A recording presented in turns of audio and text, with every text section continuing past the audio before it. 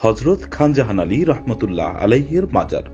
বন্ধুরা, রাজবাড়ী সার্কেলের মাধ্যমে আপনারা বিভিন্ন সময় বিভিন্ন জায়গার ইতিহাস ঐতিহ্য সম্মিলিত খবরাখবর দেখে থাকেন। আজকে আমরা দেখাবো বাংলাদেশের ঐতিহ্যবাহী হযরত খানজাহান আলী রহমতুল্লাহ আলাইহির মাজার। তো বন্ধুরা, চলুন দেখে নেওয়া যাক সম্পূর্ণ ভিডিওটিতে কি আছে হযরত খানজাহান আলী রহমতুল্লাহ আলাইহির মাজারে। মাজারটি খুলনা বিভাগের বাগেরহাট জেলায় অবস্থিত।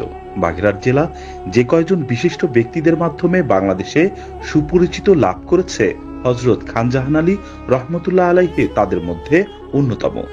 ভারতে জন্মগ্রহণ করলেও তিনি বাংলাদেশের যশোর বাগেরহাট অঞ্চলে আসেন ধর্ম প্রচার করতে। বাগেরহাটে নির্মাণ করেন স্মরণকালের বিখ্যাত মসজিদ ৬০ গম্বুজ মসজিদ। এখানেই রয়েছে তার মাজার শরীফ।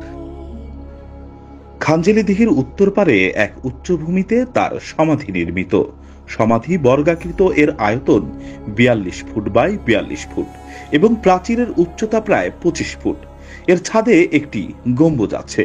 সমাধির ভেতর একটি প্রস্তর নির্মিত বেদিতে হযরত খানজাহান আলী রহমতুল্লাহ আলাইহির মাজার অবস্থিত। দরগা বা সমাধি স্থাপত্য শিল্প অনেকটা ৬০ গম্বুজের ন্যায়। শিলালিপিতে মৃত্যু তারিখ, দাফন তারিখ ছাড়াও আল্লাহর নাম, কোরআন শরীফের কয়েকটি সূরা, তার উপর শান্তি বর্ষিত হোক ইত্যাদি লিপিবদ্ধ আছে। প্রতিদিন দেশ বিদেশের বিভিন্ন স্থান থেকে জাতি ধর্ম নির্বিশেষে হাজার হাজার ভক্ত তার রুহানি দোয়া লাভের আশায় মাজারটি জিয়ারত করতে আসেন।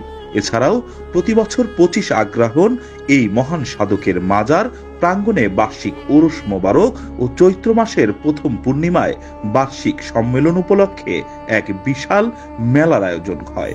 এই ওরস বা মেলায় দূর দূরান্ত থেকে হাজার হাজার ভক্ত শ্রদ্ধা নিবেদনের জন্য তার মাজারটিতে সমবেত হন।